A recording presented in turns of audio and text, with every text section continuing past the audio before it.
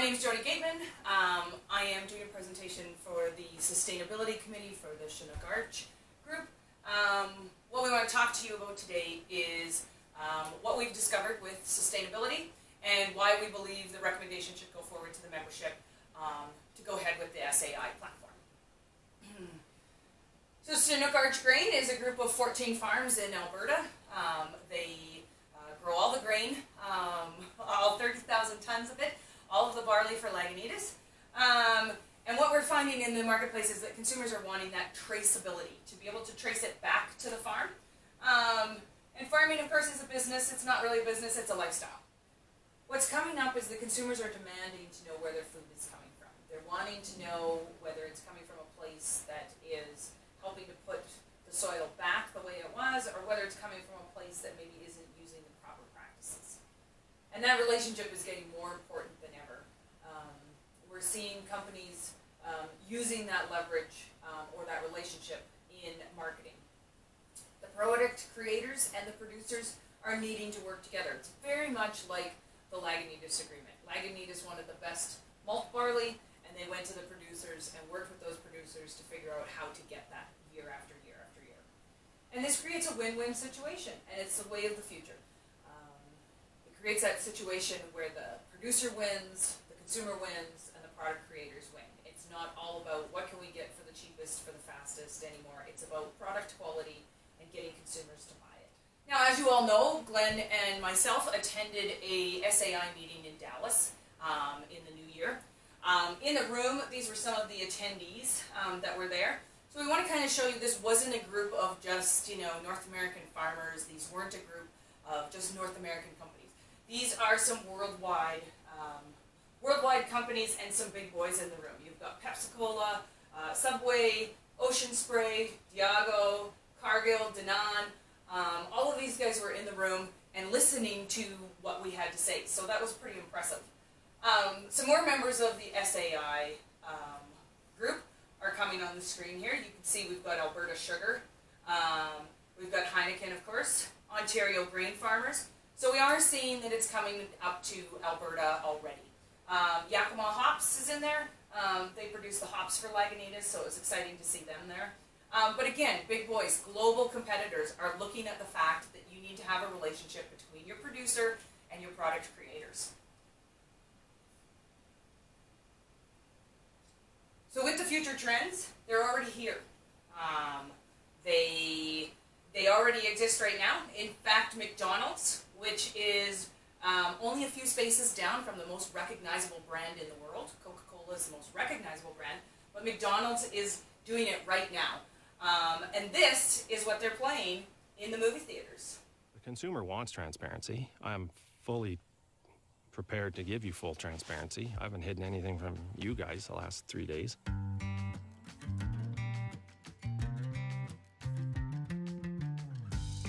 Beef sustainability is a way of producing food so that we aren't going to run out of the resources that we have.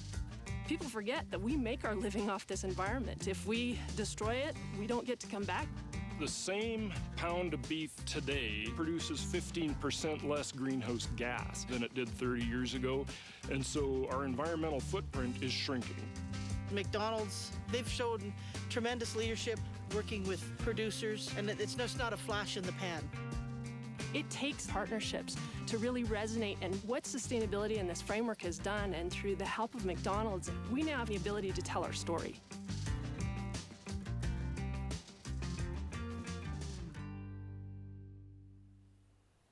So that's all about Alberta beef, right? But Alberta malt barley is some of the best in the world due to the location where it exists. So why not have something that talks about Alberta barley? So when McDonald's is purchasing this, I want you to actually see what they're purchasing. They're not just purchasing a spot, for hopefully those consumers to look at after they leave the movie theater. These are costing them a pretty penny. A 15-second spot in the cinema costs $30 per screen per week. And the McDonald's commercial you just watched was 59 seconds long. That means $120 per screen per week. Now, 45,000 screens exist in North America, and it is a minimum of a 4-week buy. It will reach 1.3 billion moviegoers, so almost 1 1.3 consumers, possible consumers.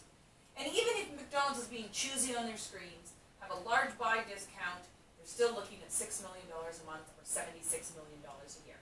That is almost their entire budget for Canada. Their ad budget is $1.6 billion for North America. $1.5 billion is spent in the US and $78 million is spent in Canada. So if they're spending almost their entire Canadian budget on these 1.3 billion moviegoers, do they know something we don't? This is something we've got to look at as in our marketing projects. We've got to take a look at that relationship and how to build it and what's the best way to do it. When you go into the grocery store, you find things like this: USDA organic, SAI platform, Nestle uses it quite a bit, non-GMO verified, certified humane.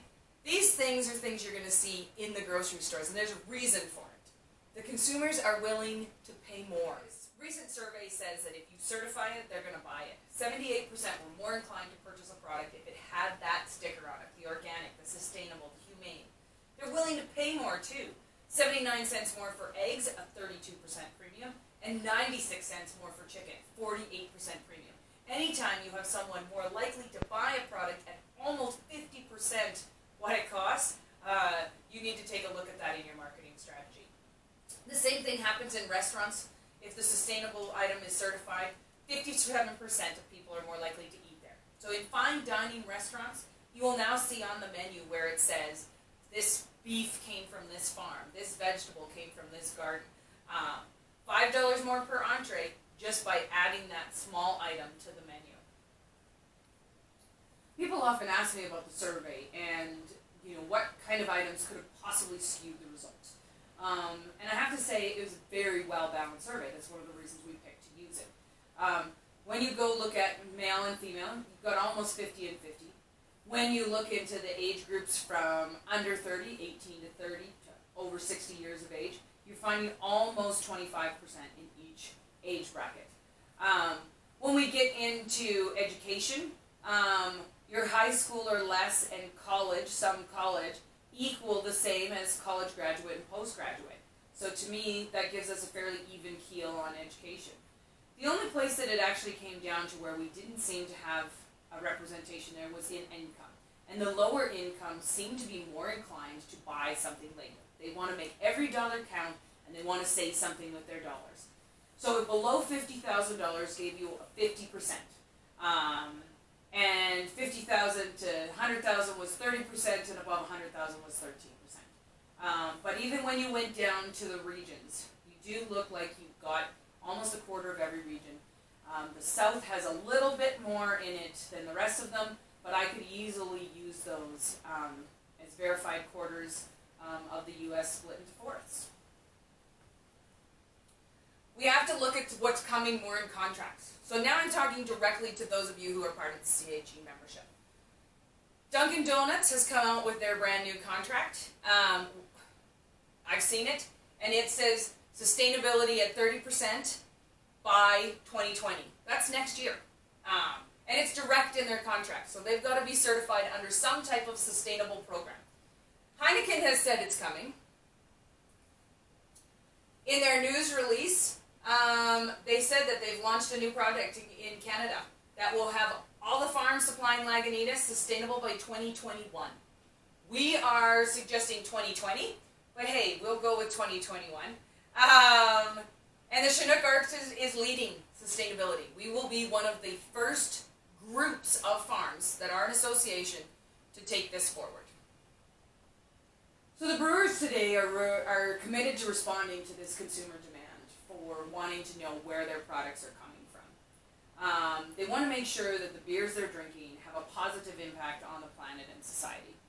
And so they're actually engaging in some very ambitious projects. The next movie you're going to see talks about a very small brewery that runs very limited amounts of brews, but on those cans they actually have an item your phone can scan, and it will tell you exactly where that barley was grown. It will show you on a map the quarter that barley was grown from that produced that beer.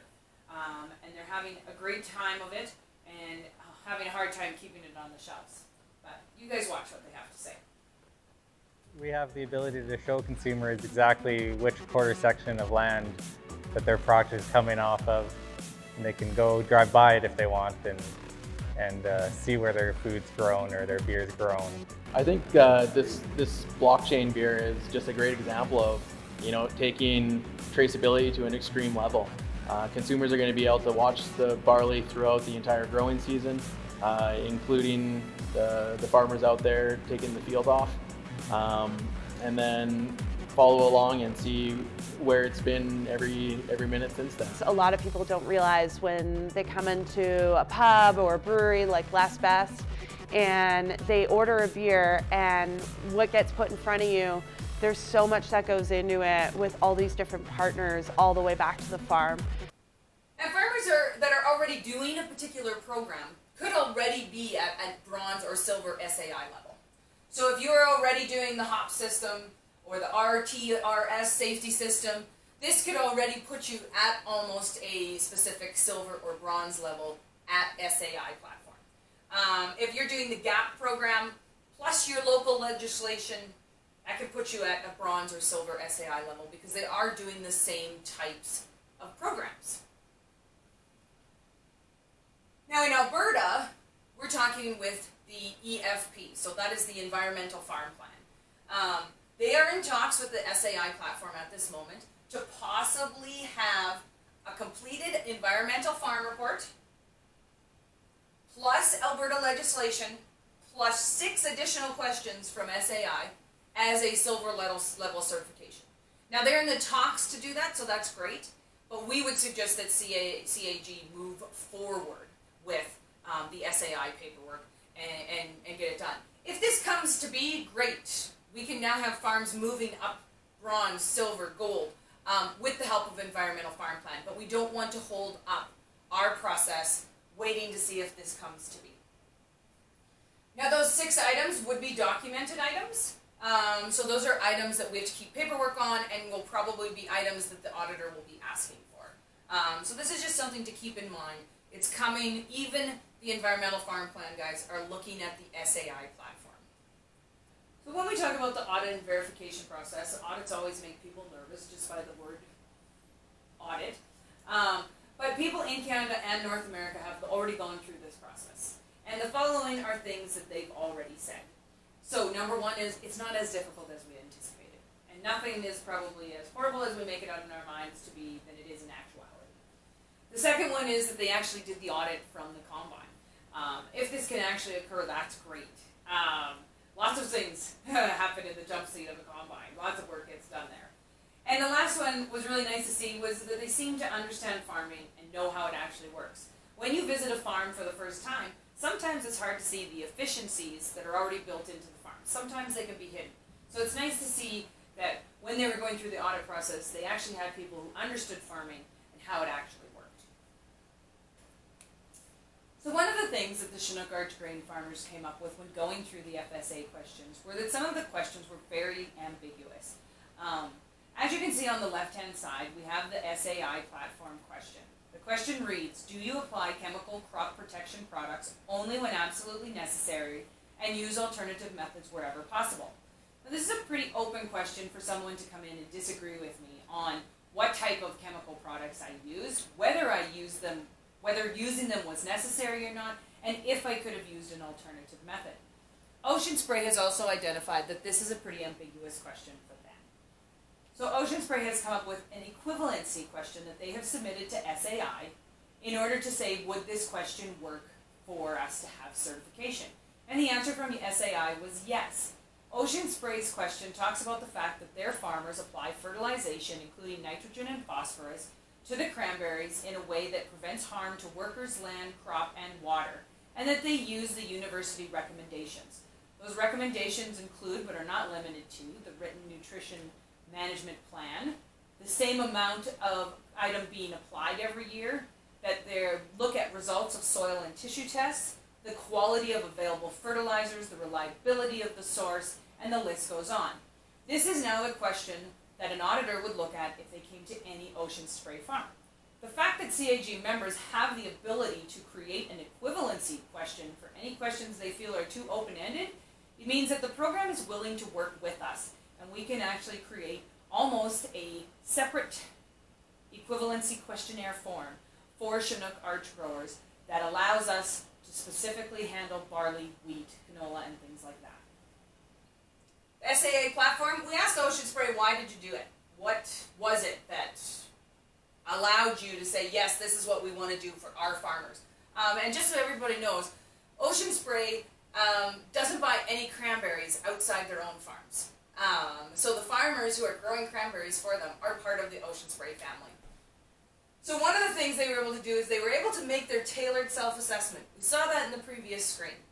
A third party is reputable to come in and do the audits, allows the farmers to not be overburdened, and allows for proof that it wasn't the farmer stating he's being sustainable. There was someone else that came in and looked at it. They said that the demand for sustainable cranberries from their consumers far exceeded the costs, the extra little bit of costs that the farmers had to put in to complete the SAI certification. And as of November 2018 was the first time they've had a farm audit. So they've been in the program 2017, 2018, and 2019. So 2018 was the first time they had an audit. And that audit found no issues whatsoever. They actually piloted the first audit, brave of them. And they were able to verify 18.7 million pounds of fruit. They sold 11.2 million pounds of SAI verified cranberry ingredients. Just so you know, Ocean Spray will sell the cranberries from their farmers if they don't use it. And they did this time around. They got to use 11.2 million pounds. When we're talking CAG, we're talking about 60 million pounds of barley. Okay, we're going to be certifying under the SAI program 60 million pounds of barley per year. That's pretty impressive. That's a large undertaking, and I think we can do it successfully. Now, any farmer is going to work with an agrologist. There isn't a farm out there that doesn't have an agrologist, either on payroll, under contract, or someone in the family. Now, agrologists do not like the term sustainable, okay? And I would not pay my agrologist what I pay him if he simply made my soil sustainable, the same as last year. I want him to actually rejuvenate it, okay? He's going to make it better because it's going to grow the same quality of crop on that piece of land again. When we talk to people in marketing, and when we're talking to people on the website, and when we farmers are announcing, hey, we are sustainable, we need to remember that. So I'm suggesting that we would use terms like revitalize, regenerate, recharge, renew, restore. Those are all the types of things that we really need to focus on. Because let's face it, farms are sustainable. There's nothing that they're doing that makes them not sustainable. And the reason we know that without any type of proof or backup is the fact that many of the farms are 50 plus years old. Many of the 62% of CAG is 100 plus, and you've got 8 more farms coming up the pike. 6 more farms coming up the pike that will be 100 years old in the next 8 years. That means they're sustainable. Okay? They wouldn't still be in practice. They wouldn't be able to grow the quality of grain if they weren't sustainable. So we're very, very good at what we do, and this was talked about at the SAI platform. That farmers are amazing. They do what they do, and they do it very well. But they're not very good at telling that. Not very good at documenting it, proving it from an outside source. So this is where SAI gets to come in and actually help us. They help us tell our story. They help us prove that we are sustainable, that we are the good guys. Farmers are being tired of being villainized. We put a lot of items into our livelihood, and our livelihood comes from the ground out there. So if you think for any reason we are trying to damage that environment, that is wrong. That's where our livelihood comes from, so we need to keep it rejuvenated and sustainable. Now, even now, companies are starting to show farmers and consumers how to read the labels and the barcodes, okay? And any item you buy, there'll be a label or a barcode on it. Some people know the toothpaste ones, some people know the shoe ones. But now they're starting to say, look at this code. These 3 numbers right here, that means this was your barley, your corn, your milk. And consumers are liking that because they can go online and get a picture of the farm, kind of the story behind the farm, and they build a relationship with those producers that's a win-win for not only the consumers, they feel good about what they bought, For the farmers, they get highest price for their commodity, and the people who make the product get their product sold and at a higher convenience to buy. So consumers are wanting to know and have that relationship with where their food comes from. We've already talked about that. We've looked at the surveys. It's coming. The consumers want that. But now some of the companies are actually using this to help with their sales. They want to connect with their consumers. And the way they can do that is through website or grain to glass type events, beer fests, things like that, where consumers can actually touch base with the producers of this. I want you to check out some of these website examples that show these companies actually leveraging that relationship they have with the producer. We're going to go back to our friends at Ocean Spray. Here are all their farms, and each one of them puts forth a lovely, hello, this is who we are. This happens to be the Potter family. They are a 4th and 5th generation that manage 740 acres of cranberries for Ocean Spray and only Ocean Spray. This is a picture of the family. You can dive further in here if you want to see pictures of the farm. But it's a leveraging of the relationship that Ocean Spray is using to connect with the consumers so they feel good about what they're buying. These two that are bouncing in right now are from Danone. Danone has dairy farmers that they partner with. They partner with these dairy farmers for 6 years. These dairy farmers receive what's called a Class B or a Shares B contract. They can actually take that to the bank and mortgage a new dairy barn or a new facility that they need to buy. So Danone is taking very, very good care of their farmers that are keeping them with their milk supply. Rick is talking about growing non-GMO product verified feed. And they have farmers that grow feed for the dairy cow. And he talks about how he's a 4th generation farmer based in Indiana. Again, you can go further in here if you want to see a picture of the family, if you want to see a picture of the inside of the barns. This is Glenn Weeb. He's another Danone partner farmer. And he talks about how every day offers a different problem. There's never the same day twice on a farm. And he enjoys working through those problems, coming up with solutions. That's where he finds his satisfaction. These are the types of things that companies and their global companies are starting to do to leverage their relationship with their producers. It's not just about getting the best product for the best price anymore. It's about helping both sides leverage the consumer to buy the product. Now, we were producers in the room down at the SAI meeting. First time they've ever had actual producers in the room. Otherwise, they're always dealing with the product creators. And there's always going to be resistance from farmers in regards to another regulation, another form, another program we have to be a part of. That's one of the nice things about SAI is it's a global platform. So I don't have to belong to the Alberta Sustainable one, the California Sustainable one, the Chicago Sustainable one, the Amsterdam Sustainable. I can have a global platform where I fall into. And the only paperwork or regulations I'm doing are for SAI, which is globally accepted. We talked about making the process simpler. Don't overload us with documentation. If every time I have to look at something and I have to count it and recount it to fill out another form, it's probably going to get some backlash, and I'm not going to want to do it. Remember, we farmers are working pretty much around the clock, round the year, but during some of those times, we are literally working 18 to 20 hours a day just to beat Mother Nature and make sure that we're in the optimal planting time, the optimal harvest time, so we're bringing the best product forth we can. And we've asked for better auditor training. Auditors are looking at what's the problem and how can I fix it. That's how their eyes work. Sometimes on a farm, if you don't know how it works, you can't see the efficiency. Sometimes it's hidden. So we wanted to make sure that the auditors could actually do the verification of an SAI certification from the jump seat of a combine. If you can't, then we don't have a good verification process for the producers, because we need to have them keep wheels turning while we're doing this. So one of the things that the CAG membership came up with was the fact, and we've looked at it already with Ocean Spray equivalency questions, was those questions that seemed ambiguous. The other item they came up with is, I grow a rotation of crops. We can't grow barley on barley every single year. It doesn't work that way. I've got to be able to put some nutrients back in that ground by using what we call crop rotation. So peas, wheat, canola will all run through the rotation before I really want to put barley back on that piece of land. So in order to do an SAI certification for just barley, I'm going to have to start prorating things or extra timing of them. I'm going to have to guess the percentage used, the percentage we worked on that. And we talked about the fact that that was going to dig into the efficiency of the farm, which we said we didn't want to do. So SAI had just announced in Dallas a new pilot program that we are asking the CAG membership to move forward with. That program will actually look at SAI viability for all the crops you grow. Even though they're in rotation, even though the consumer of, let's say, wheat is not demanding it yet, they will be SAI certified for all the crop variations.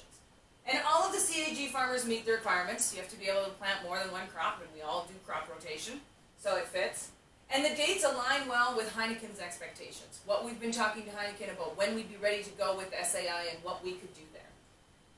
One of the other nice things about being part of the pilot project is that if, when completing the FSA, the paperwork to get SAI certification, any costs associated with that, we haven't found any yet, but any that come across during that trial period would be covered by the pilot program. They did a pilot program for water consumption, and everybody in the pilot program got a new water meter because they wanted the water meters to be the same age, brand new, same configuration, same pressure, same meter readings, so that they made sure there wasn't any fluctuations there, make sure that the tests are viable. This also helps establish CAG in a group full of potential buyers.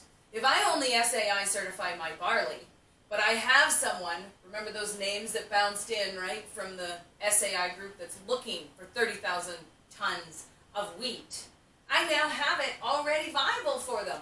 I'm already certified, and it's a group of 14 farms that are certified.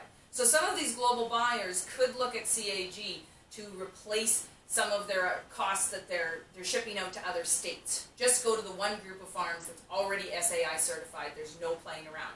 This puts us, as a farmer, in a price asking place, which we've never been before. We've always been price takers, never price askers. This is the actual project goal for the SAI pilot project, written out in its nice formal context. But what it's basically saying is we're trying to look at the whole farm sustainability, value across the supply chain. So decreasing the burden on the farmer, aligning to all the SAI requirements, but using the majority of the crops grown in the rotation. In other words, your entire farm would be SAI certified as opposed to just one commodity. And the timeline for this pilot project matches so nicely with Heineken's expectations.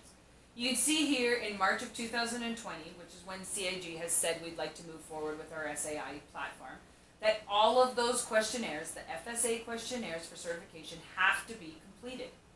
And when we're talking about 2021, which is what Heineken has said that they will be doing, we're talking about looking at enhanced practices come January 2021.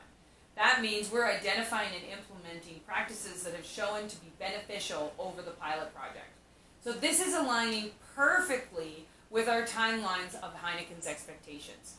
It's always nice to have a pilot project that fits a timeline instead of you trying to fit to a timeline. These are the regions. As you can see, Alberta, CAG is going to be right here in Region 1. Now the exciting thing is that in the room was Cargill and and Diego. Cargill and Diego. Cargill from Saskatchewan, Diego was representative was from Manitoba. So these two would have been added in to probably Section 2. But they probably would have only had 5 sections if we weren't there. We got them to add in Alberta to this pilot project. And some of the guys here were thinking, this is crazy. We're sometimes sourcing from way over here in Section 5 when we could just source right above us in number 1. So that's a win for CAG. Win for Lagunitas and Heineken is they get to say, hey, look at our sustainability records, look at what our producers are producing for us, and people are more inclined to buy it because we now have the SAI sticker that we can use. So the Sustainability Committee from CAG is putting the following recommendations forth to the CAG membership. We would advise that the CAG membership move forward with the SAI certification program. We would request that all farms get their FSAs, that's the paperwork needed to have the certification. We want you to have them completed and identify those concerning questions by July 1st.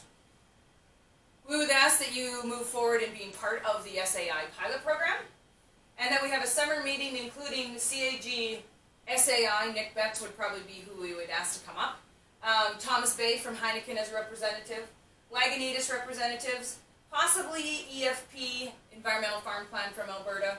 And Ontario Grain Growers or Ocean Splay reps, somebody that's been through it before that can come up and just talk to us about it. Have a full either day or day and a half meeting in regards to SAI with the ability to actually go to the farms if there's a specific question we have. Is my chemical storage okay? Is it contained enough? Do I need to add something else? This will allow us to add definitions to our SAI certification, and it will allow us to see if we need any equivalency questions made. All of these required items, or we have to complete all required items to be compliant with SAI by March 2020, just as the pilot program shows, and ahead of Heineken's ask of 2021. So those are our recommendations. We hope we've presented why we came to these conclusions clearly, and we would ask that the membership take our recommendation under consideration and move in that direction.